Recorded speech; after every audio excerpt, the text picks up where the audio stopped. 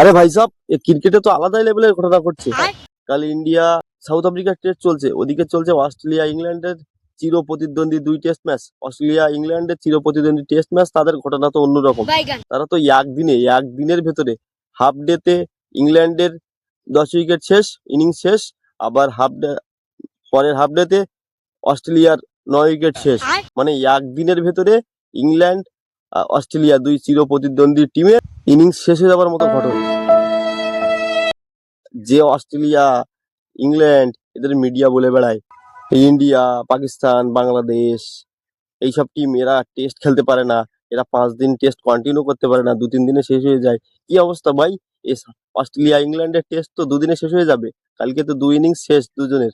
আজকে খেললে দুজনের 2 ইনিংস শেষে যদি হয়ে যায়, কালকের মতো পরিস্থিতি যদি হয়, তাহলে 2 দিনই টেস্ট শেষ। মানে এটা শোনাই অবাক অবাক করা বিষয় যে ইংল্যান্ড অস্ট্রেলিয়ার টেস্ট 2 দিনে শেষ। যাই হোক, ইন্ডিয়ার কথায় ফিরে আসি। ইন্ডিয়া সাউথ আফ্রিকার টেস্ট চলছে, দ্বিতীয় টেস্ট গুয়াহাটিতে। এই গুয়াহাটিতেও তো আলাদা লেভেলের ঘটনা। গুয়াহাটিতে একদিনে 90 ওভার নাকি শেষ হয়নি। মানে একদিনের টেস্ট 90 ওভার, সেই 90 ওভার নাকি শেষ হয় না, ভাবা যায়? গুয়াহাটিতে সকাল সকাল সূর্য ওঠে আর সকাল সকাল সূর্য ডুবে যায়, আর সেজন্য 90 ওভার কন্টিনিউ করতে পারেনি। 85 ওভার পর্যন্ত সাউথ আফ্রিকা ব্যাট করেছে, তারপর আম্পায়ার ম্যাচ ক্লোজ করেছে, কারণ সূর্যের আলো কম। তো জয় সাহেব স্যার, এই বিষয়টা একটু দেখুন, সূর্যদেবের কাছে একটু ফোন করে বলুন যে দিনটা একটু বাড়িয়ে দিতে, কারণ খেলাটা তো 90 ওভার শেষ হওয়া দরকার। যাই হোক, আমাদের হাল কিন্তু খুব একটা ভালো না প্রথম দিন টেস্টের পরে, কারণ শুরুটা মোটামুটি সাউথ আফ্রিকা ভালো করে। প্রথম দিকে ক্যাচ ছিল, কে এল রাহুল ক্যাচ মিস করার পরে সাউথ আফ্রিকা দুর্দান্ত ব্যাটিং করে যে রান 30 রানের ভেতরে উইকেট আসার কথা, সেই রান 80-90 হওয়ার পরে একটা উইকেট আসে। আর তারপরে কিন্তু সাউথ আফ্রিকা মোটামুটি দিনটা শুরুটা ভালোই ব্যাট করেছে। দিনের শেষের দিকে আমাদের বোলাররা কামব্যাক করেছে, বুমরা দুর্দান্ত বল করেছে, কুলদীপ যাদব, রবীন্দ্র জাদেজা নিজেদের দারুণ পারফরমেন্স, দারুণ বল করে লাস্টের দিকে দিনের শেষের দিকে কিছুটা উইকেট কুড়িয়ে নিয়েছে। মোটামুটি 6 উইকেটের ভেতরে সাউথ আফ্রিকা 272 রান 6 উইকেটে মোটামুটি দিন শেষ করেছে 85 ওভারে। 85 ওভারে দিন শেষ করেছে, এইটা বারবার বলে রাখতে হচ্ছে, কারণ 90 ওভার খেলা শেষ হয়নি সূর্যের কারণে। সূর্য সকাল সকাল ডুবে গেছে গুয়াহাটিতে, আর সেই জন্য কিন্তু কমপ্লিট হয়নি।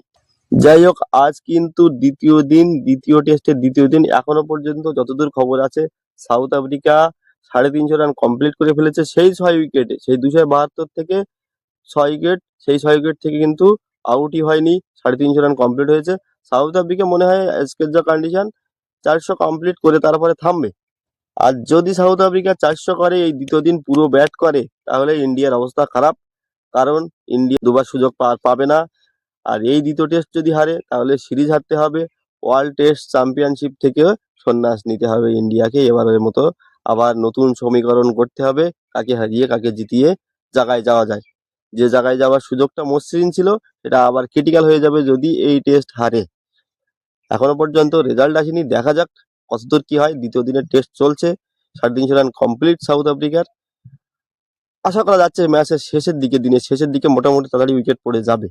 আর যদি যায়, ইন্ডিয়া যদি আজকে মোটামুটি কিছুটা ব্যাট করতে পারে তাহলে অনেকটা, যদি না করতে পারে তাহলে কিন্তু মাথায় বাড়ি। তো একবার বলে রাখি, জয় স্যার, একবার দেখুন বিষয়টা, লক্ষ্য করুন যে সূর্যদেবকে একটু বলুন যে একটু থামাতে, না হলে লাইটের ব্যবস্থা করে অন্তত 90 ওভার খেলাটা চালান। যারা জানেন না তাদেরকে বলে রাখি, নর্থ ইস্টের দিকে কিন্তু খেলা হয় না, সেজন্য কিন্তু গুয়াহাটিতে এই খেলাটা করানো হচ্ছে, যাতে নর্থ ইস্টের প্লেয়াররা একটু খুশি হয়, তাদের মধ্যে আগ্রহ জমে, সেই জন্য কিন্তু খেলাটা ওখানে চালানো হচ্ছে। ব্যাস, এই পর্যন্ত। পরবর্তীতে আরো ক্রিকেটের ভিডিও আসবে, সেই জন্য যারা ক্রিকেটের ভিডিও দেখতে ইচ্ছুক, ভালোবাসো, তারা যারা চ্যানেলের সঙ্গে আছো তারা সাবস্ক্রাইব করবে, ফেসবুকে হলে ফলো করে রাখবে। অবশ্যই ভাইকে কিন্তু সাপোর্ট করবেই তোমরা।